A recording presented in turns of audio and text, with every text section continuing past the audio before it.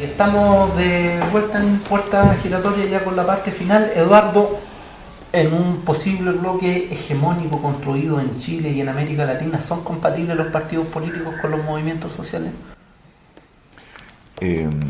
O sea, son más que compatibles, son necesarios. Lo que pasa, claro, lo que pasa es que hay que pensar en nuevos partidos políticos. O sea, si estamos pensando en los actuales partidos políticos y cómo se relacionan con los movimientos sociales, obviamente hay una tremenda contradicción y pugna, y la realidad está demostrándolo. Salvo tres dirigentes estudiantiles, que algunos de ellos que fueron cooptados por los grandes pactos electorales en Chile. Estoy pensando que la única excepción es Boric, ¿no? Un candidato independiente que fue presidente de la FECH.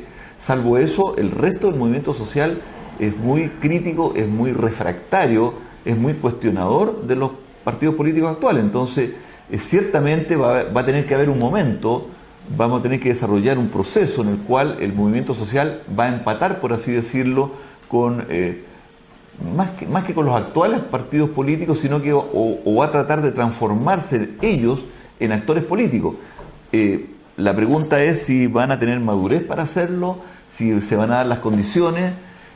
Recientemente en el intermedio hablábamos de los portuarios. Estoy pensando en que de los portuarios puede surgir algo, estoy pensando en los trabajadores Transantiago, pueden surgir nuevas alternativas, estoy pensando en los trabajadores bancarios en Chile, que han dado una tremenda lucha en contra del sistema de la previsión. Estoy pensando en esos sectores, ¿no?, como posibles de activar políticamente, y también en el movimiento estudiantil, en la FECH, en la CONFECH y en los secundarios. No veo honestamente hoy día, salvo proyectos, ¿no? Está el Partido de Igualdad, está el Movimiento de Izquierda Independiente, pero que son señales muy débiles todavía. Salvo eso, no veo realmente una posibilidad en Chile en el corto plazo, salvo que se presentaran, por supuesto, coyunturas de profundización de crisis, ¿no? El capitalismo en Chile está bien amarrado, ¿no? Y el gobierno actual está demostrando que el pacto entre el gobierno y los empresarios es un tema que se está construyendo o reconstruyendo, por así decirlo, ¿no? Tenemos esta última semana, ¿no?, la irrupción de un personaje, ¿no?, que estuvo fuera de la política, entre comillas, producto de una crisis o de una enfermedad, pero renació al calor de la nueva mayoría, ¿no? Precisamente estoy hablando de Longueira, ¿no?, candidato presidencial, frustrado, de la derecha, un tipo comprometido con la dictadura a concho, no estamos hablando de cualquier personaje, un tipo educado por Jaime Guzmán, uno de los artífices del golpe de Estado, lumbrera, por así decirlo, de la clase dominante, y resulta que él hoy día está, para decirlo en términos concretos, colaborando con el gobierno de la nueva mayoría, ¿no? Entonces yo veo que el tema es complicado, ¿no? Fran, en el siglo XX tuvimos que se sentaron las bases ideológicas tanto del socialismo como del capitalismo en Occidente, y grandes intelectuales en el socialismo que se dieron por allá, sobre todo en Alemania, en filosofía, que es la cuna de los filósofos, ¿cierto? El mismo Karl Marx, apareció después el estructuralismo con Foucault. América Latina, están apareciendo ciertos personajes que están haciendo un aporte, como lo habíamos mencionado, García Linera, el mismo Atilio Borón, ¿cierto? Tenemos también el aporte de otros personajes, Miguel Maceo, se me vienen otros. ¿América Latina debe construir una filosofía propia, crees tú, a título personal? Más de acá, más endémica, que sea un aporte también a Occidente. Las revoluciones ahora se están sosteniendo en América Latina, hay 4 o 5 revoluciones ya que se están consolidando, para que en este siglo Occidente siga nuestro ejemplo y no nosotros el de ellos.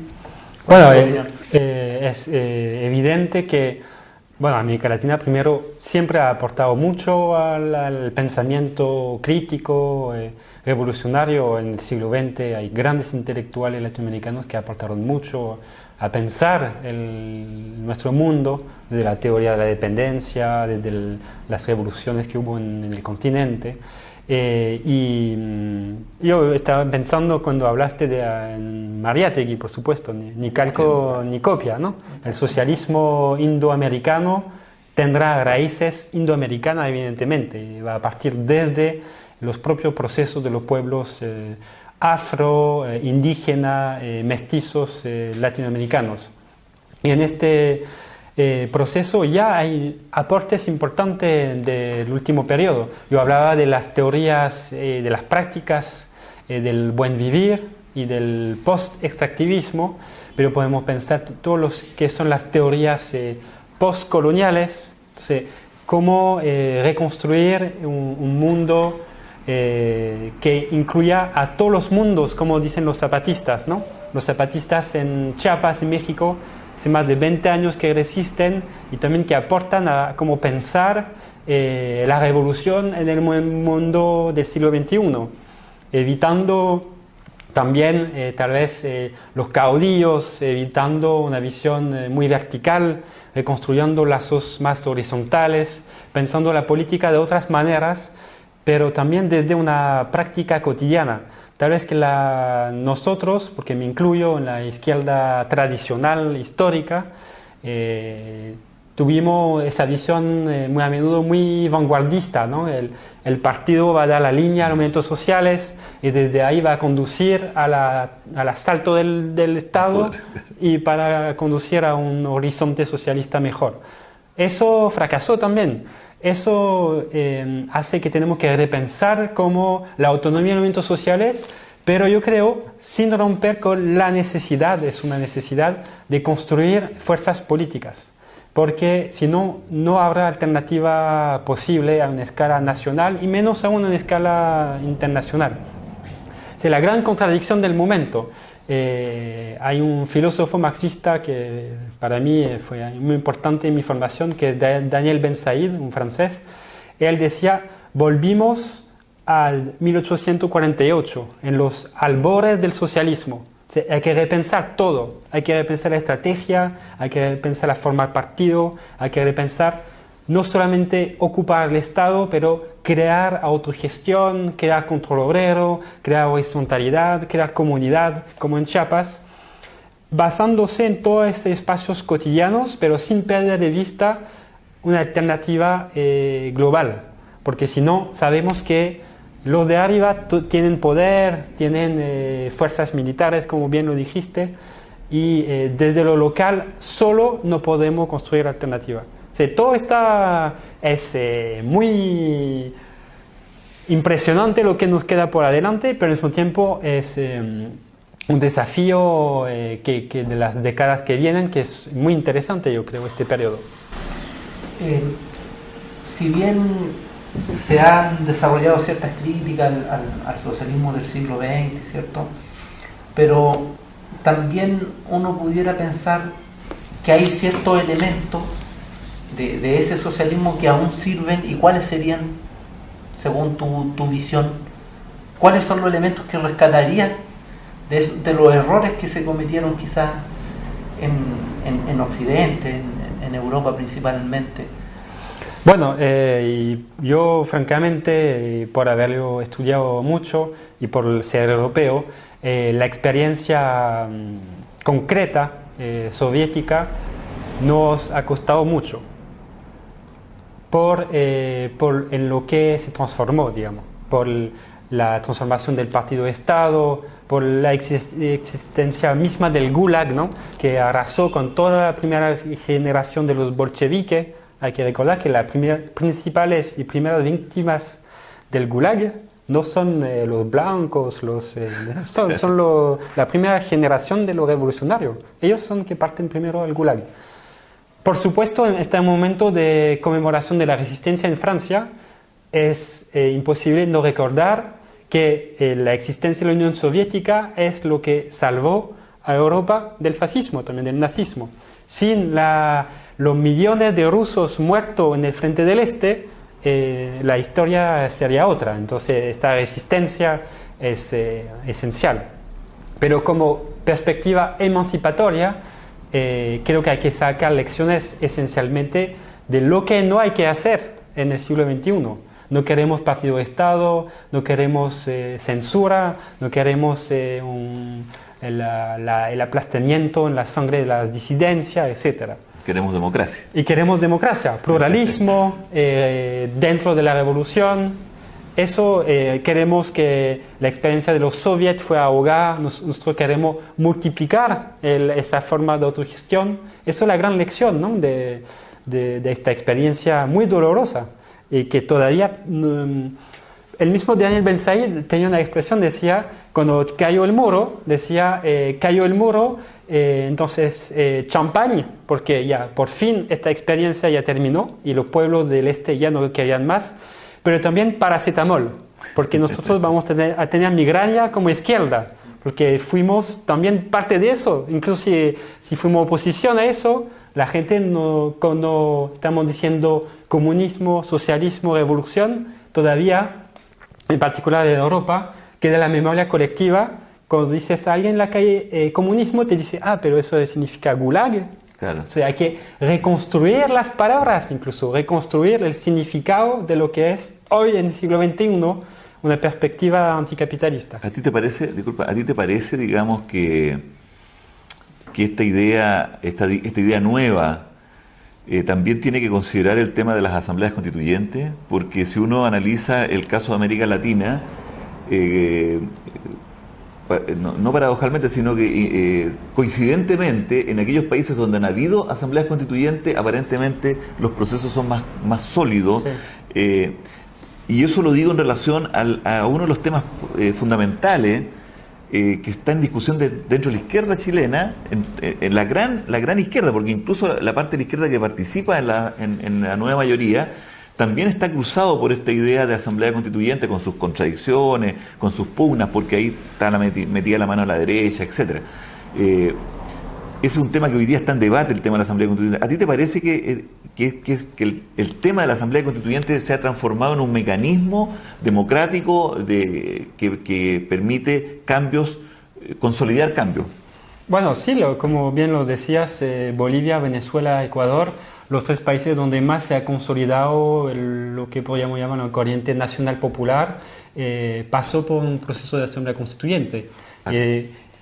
Son los países donde más hubo capacidad también de empoderamiento, de participación popular en este proceso político, institucional en este caso, y que consolidó los avances democráticos. Y sin lugar a duda, de ahí la importancia, más aún en el contexto chileno, donde todavía existe una constitución espuria, dictatorial, la de los 80, incluso reformada por Lagos, sigue siendo la constitución de la dictadura. Es esencial esta reivindicación. Ahora bien, en esta discusión, por ejemplo, incluso con Sergio Grez y otro, hay que insistir que en Bolivia lo que se dio es después de un largo proceso de autoorganización, participación popular, consolidación del movimiento popular, que dio la capacidad al movimiento de incidir, irrumpir en la Asamblea Constituyente. Sí, claro. Y la pregunta, hoy día en Chile, ¿estamos en condiciones de tener esta capacidad de influenciar y controlar en parte la Asamblea Constituyente? Estamos en un largo camino, ¿no? Es un largo camino. Porque yo creo que si se organiza mañana una Asamblea Constituyente en Chile, estamos derrotados. Porque son los mismos partidos tradicionales que van a cooptar la Asamblea y que van a decir, ya, estamos. Pero te adelanto que no van a querer la Asamblea Constituyente, aunque podrían ganarla, no la van a querer, por el temor. Exactamente, pero hay que tenerlo presente, que yo digo que si se abre un nuevo escenario político-social en Chile, incluso dentro de lo que decías del gatopardismo, de cambiar para no cambiar, algunos sectores más esclarecidos podríamos decir, bueno, vamos para una Asamblea Constituyente ahora, antes que eso nos escape de las manos. Fran, mira, estamos llegando ya a la parte final del capítulo de hoy y me gustaría que le dedique unas palabras a lo que pasa en Uruguay con el Pepe Mujica, que todos lo quieren bastante, un tipo bien afectivo. ¿Cómo evalúas tú lo que sucede con ese Frente Amplio? Bueno, la verdad yo estoy en contacto con amigos y compañeros que son incluso históricos del Frente Amplio, que ahora justamente no se reconocen en el actual gobierno. A nivel internacional, Mujica es una estrella de rock. Y además porque es como presidente increíble, como habla, la crítica del capitalismo que da, de nuestra manera de consumir. También por las reformas societales, como se dice, que dieron la legalización de la marihuana, la legalización del matrimonio homosexual, un montón de avances. En los recursos naturales, ¿cómo va? Esa es la gran contradicción. El modelo económico en Venezuela, en tiempo del Frente Amplio, en Uruguay. ¿Qué dije? En Venezuela. Sí, no, de Frente Amplio en Uruguay, se reprimarizó, como dicen los economistas, es decir, que el sector primario está comiendo todo, y concretamente la soya transgénica. Pero la presencia del Estado en la economía, ¿cómo va? Es bien relativa, porque en realidad lo que se dio es lo que Mujica llama la Uruguay productiva, es el lema del gobierno.